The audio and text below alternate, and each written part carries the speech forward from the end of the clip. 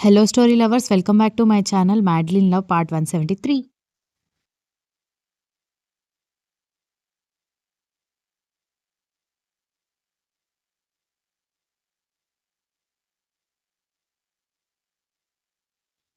కర్ణ pineapple juice order చేసి అది తాగుతూ మ్యాక్బుక్లో అకాడమీ డీటెయిల్స్ చూస్తూ అటు ఇటు తిరుగుతూ ఉంటే, ఏంట్రా దక్ష మాటలకి ఫీల్ అయ్యావా అని అడిగేసరికి, లేదురా, ఎందుకు ఫీల్ అవుతాను, తనేమైనా కొత్తగా మాట్లాడిందా, కాళ్ళు చేతులు పని చేయకుండా అలా పడిపోయిన దగ్గర నుంచి తను చెబుతున్న డైలాగ్స్ రిపీట్ చేస్తూనే ఉంది, ఇంకా నేను ఫీల్ అవ్వడానికి ఏముంది అని అన్నాడు.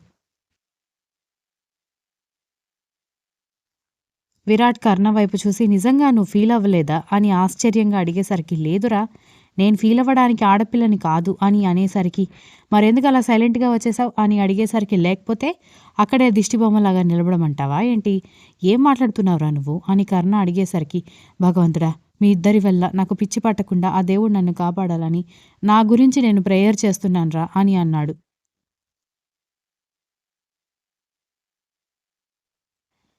నేనే దగ్గరుండి నిన్ను ఎర్రగడ్డ మెంటల్ హాస్పిటల్లో జాయిన్ చేస్తానులే, ఏం భయపడకు, ఈలోపు దక్ష కోలుకుందనుకో, వాళ్ళ అక్కని బాబుని తను చూసుకోగలుగుతుందిలే అనగానే విరాట్ ఆశ్చర్యంగా చూసి, పాపం తగులుతుందిరా, నన్ను నా పెళ్ళాం దగ్గర నుంచి నా కొడుకు దగ్గర నుంచి విడదీస్తావా అనగానే, నువ్వే కదరా పిచ్చెక్కుతోంది అన్నావు, ఒకవేళ పిచ్చెక్కితే నేను నిన్ను హాస్పిటల్లో దగ్గరుండి జాయిన్ చేస్తాను అంటున్నాను అన్నాడు కర్ణ.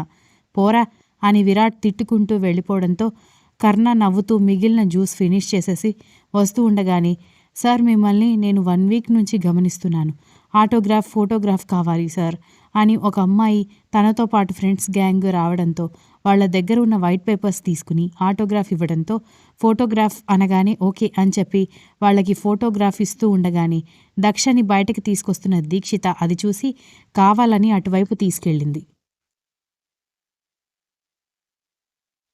చుట్టూ చూస్తూ వెళ్తున్న దక్షకి కర్ణ చుట్టూ బెల్లం చుట్టూ ఈగలు చేరినట్టుగా అమ్మాయిలు కనిపించేసరికి ఆశ్చర్యంగా చూస్తూ, అక్క ఒక నిమిషం ఆగు అనగానే, ఎందుకే అని దీక్షిత నవ్వుతూ అడిగేసరికి, అబ్బా ఉండక్క, నన్ను అటువైపు తీసుకువెళ్ళు అనగానే, అటువైపు కర్ణగారు ఉన్నారు, ఇద్దరు ఇబ్బంది పడాలి ఎందుకు అనగానే, అబ్బా ఆయన ఉన్నారు కాబట్టే తీసుకువెళ్ళక్క అని అంది దక్ష.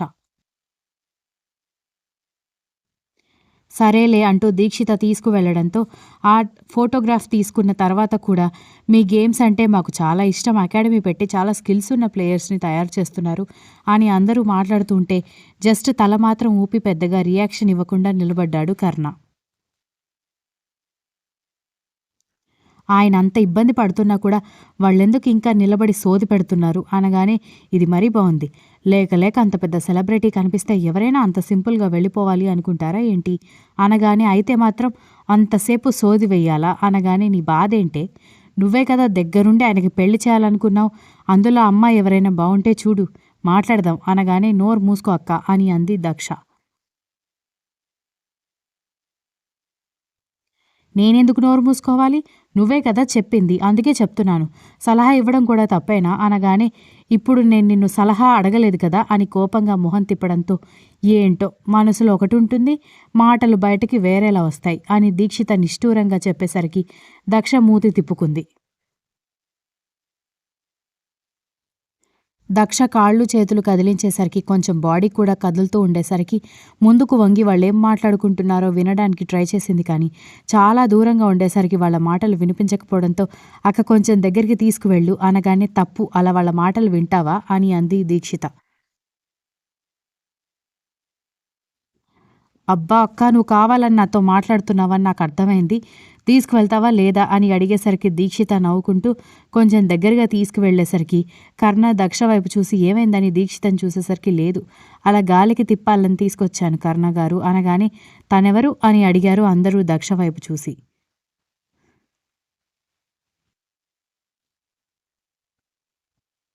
కర్ణ ఏం ఆన్సర్ చెప్తాడా అని దక్ష ఎదురు చూస్తుంటే, తను నా బెస్ట్ ఫ్రెండ్ అని చెప్పాడు కర్ణ. ఆ మాటకి దక్ష మొహం నల్లగా మాడిపోతే దీక్షిత నవ్వుకుంటూ ఉంటే, అవునా, మేమొకసారి మేడంతో మాట్లాడొచ్చా అనగానే, తను కొంచెం అనారోగ్యంతో బాధపడుతుంది, తనని ఎక్కువగా విసిగించకుండా దూరంగా నిలబడండి అని చెప్పడంతో, ఓకే సార్ అంటూ దగ్గరగా వెళ్ళి, మేడం, సార్ అంటే మాకు చాలా ఇష్టం, అంతేకాదు ఛాన్స్ దొరికితే జీవితాంతం ఆయన పాదాల దగ్గర బ్రతికేంత పిచ్చుంది, మీరేమైనా హెల్ప్ చేయగలుగుతారా, మీ బెస్ట్ ఫ్రెండ్ కదా, మాలో ఎవరైనా మేము మీ ఫ్రెండ్‌కి సూట్ అవుతామని అనిపిస్తే కొంచెం రికమెండ్ చేయొచ్చు కదా అని అడిగారు.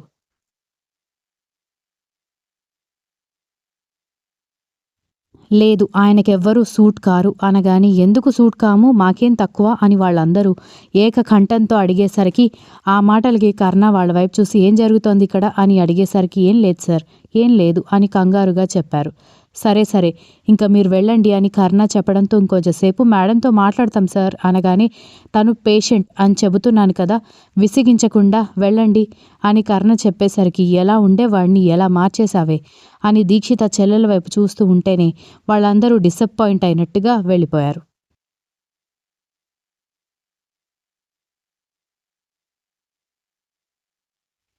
కర్ణ దక్ష వైపు ఒకసారి చూసి బయట చల్లగా ఉంది, దీక్షిత లోపలికి తీసుకువెళ్ళు, వాళ్ళు కాళ్ళు చేతులు నొప్పొస్తాయని చెప్పడంతో దక్ష కర్ణ వైపు రెప్ప కొట్టకుండా చూస్తుంట ఆమె చూపులకి మొదటిసారి అతనికి ఇబ్బందిగా అనిపించేసరికి వెళ్ళిపోయాడు కర్ణ.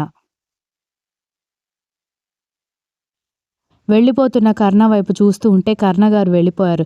ఇంక మనం బయటికి వెళ్దామా, ఇంకా ఇక్కడే నిలబడతావా అని దీక్షిత అడిగేసరికి పద వెళ్దాం అని దక్ష చెప్పడంతో కాసేపు గాలికి తిప్పి లోపలికి తీసుకువెళ్ళి ఆమెని బెడ్ మీద కూర్చోబెట్టి టాబ్లెట్స్ ఇచ్చి బ్లాంకెట్ కప్పి బాబుని కూడా తీసుకొచ్చి నిద్రపుచ్చి తను కూడా నిద్రపోయింది దీక్షిత. అలా మరొక 3 రోజులు ట్రీట్మెంట్ చేశారు. ఈలోపు మురళి కేరళ రావడంతో స్నేహ కొంచెం కోపంగా ఉండేసరికి ఏమైంది స్నేహ అని అడిగేసరికి వదిన అంటే నాకు చాలా ఇష్టం ఉండేది, కానీ తనతో ఈ మధ్య మాట్లాడబుద్ధి కావట్లేదు అనగానే ఎందుకు అని కొంచెం మురళి సీరియస్గా అడిగేసరికి మురళిలో తెలుస్తున్న చేంజ్ చూసి ఆశ్చర్యంగా నీకేమైంది అంత గంభీరంగా మాట్లాడుతున్నావు అని అడిగింది.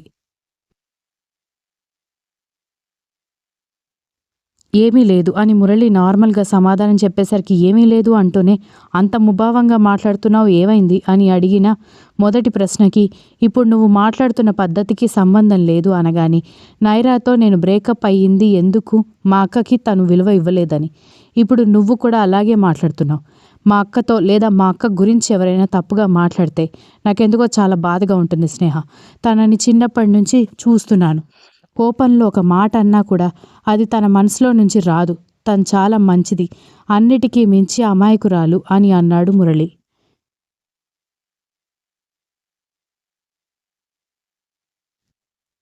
నేను కూడా ఇన్ని రోజులు వదిన అమాయకురాలు అని అనుకున్నాను మురళి, కానీ మా అన్నయ్య తన కోసం తీసుకుంటున్న ఎఫర్ట్స్ కూడా గమనించకుండా తన మనసు లేనట్టుగా ప్రవర్తించడం నాకు నచ్చట్లేదు అనగాని స్నేహ స్టాప్ ఇట్.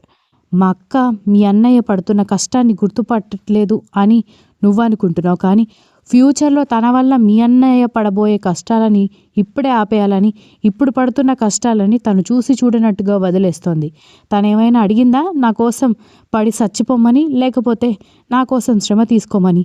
నన్ను వదిలేయమని చెబుతోంది కదా! మీ అన్నయ్య తన ప్రేమ కొద్దీ చేస్తున్నాడు. ఇక్కడ ఇద్దరిలో ఎవరిని తప్పు పట్టడానికి లేదు అని అన్నాడు మురళి.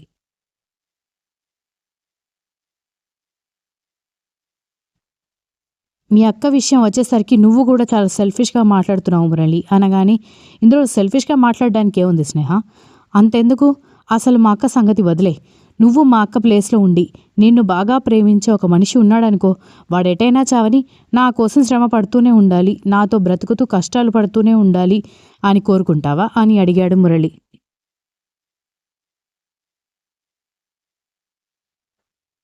దాంతో ఏదో చెప్పాలనుకుని నోటి వరకు వచ్చిన మాటని బయటికి చెప్పలేక మురళికి ఏం సమాధానం చెప్పాలో అర్థం కాక స్నేహ తికమక పడుతుంటే, చెప్పు, నేను అడిగింది చాలా simple question.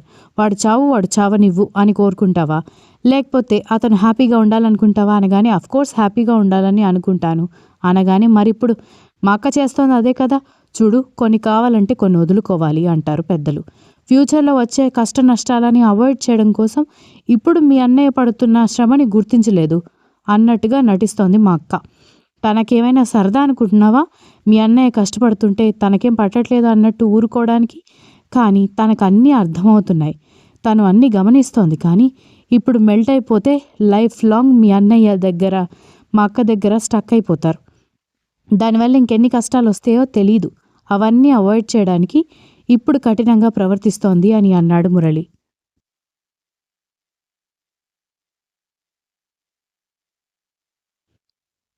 Okay. Okay. Fine. నువ్వు చెప్తోంది నాకు అర్థమవుతోంది మురళి. కానీ మా అన్నయ్య ఇంకా కష్టపడుతూనే ఉన్నాడు. అప్పుడైనా సరే ఒక్కసారి కూడా ఆలోచించాలని అనిపించట్లేదా? ఎవరైనా ఒక లిమిట్ వరకు కష్టపడితే ఆ తర్వాత ఇంక మా వల్ల కాదు అనుకుంటారు. కానీ మా అన్నయ్య మీ అక్క విషయంలో అలా అనుకోవట్లేదు. అదే నాకు ఎక్కువ బాధ కలిగిస్తోంది అనగానే మా అక్క ఎంత మొండిగా ఉందో మీ అన్నయ్య అంతకంటే ఎక్కువ మొండిగా ఉన్నాడు. కానీ ఇద్దరిలో ఏ ఒక్కరినో తిట్టడం, ఏ ఒక్కరినో దూరం పెట్టడం దీనికి పరిష్కారం కాదు. ఒకటి, వాళ్ళిద్దరూ వేరుగా ఉంటే బ్రతకగలుగుతారా లేదా అనేది వాళ్ళకి అర్థమయ్యేలా చేయాలి. 2, పూర్తిగా విడిపోయేలా చేయాలి అని అన్నాడు మురళి. లేదు లేదు, మీ అక్క లేకపోతే మా అన్నయ్య చచ్చిపోతాడు అని స్నేహ ఏడవడంతో, స్నేహ ప్లీజ్ కామ్ డౌన్. నాకు కూడా ఆ విషయం తెలుసు. కానీ మా అక్క బాధ కూడా అర్థం చేసుకోవాలి కదా. లైఫ్ లాంగ్ ఇన్ని కష్టాలు వాళ్ళు పడుతూనే ఉండాలి అంటావా అనగానే, కష్టాలు లేని మనుషులు ఎవరున్నారు మురళి? సాక్షాత్తు శ్రీరాముడికి కష్టాలు తప్పలేదు. అలాంటిది మనుషులెంత కష్టాలు వస్తాయని భయపడి మనుషుల్ని బంధాలని వదిలేసుకుంటే ఆ తర్వాత మొత్తం సంతోషాలే ఉంటాయని నువ్వు గ్యారెంటీ ఇవ్వగలవా అని అడిగింది స్నేహ. సరే ఓకే, నాకు కూడా నీ బాధ అర్థమవుతుంది. మరి మీ అన్నయ్యని మా అక్కని కలపడానికి నీ దగ్గర ఏదైనా ప్లాన్ ఉంటే చెప్పు, నేను నీకు హెల్ప్ చేస్తాను అన్నాడు మురళి. స్నేహ బాగా ఆలోచించి ఒక ప్లాన్ ఉంది అనగానే, ఏంటి అని అడిగేసరికి, ఎలాగో అన్నయ్య నేను ఫ్రెండ్లాగే నీతో ఉంటున్నాను, నీకు ట్రీట్మెంట్ ఇప్పిస్తున్నాను అంటున్నాడు. వదిన కూడా తను చెప్పిన మాట మీద ఉన్నట్టుగా నటిస్తోంది కాబట్టి దాన్ని మనం కొంచెం స్ట్రాంగ్గా మారిస్తే ఎలా ఉంటుంది అనగానే, నువ్వేం చెప్పాలనుకుంటున్నావో నాకు అర్థం కావట్లేదు అన్నాడు Murali. Continues. If you like the story, please like, share, comment, and don't forget to subscribe.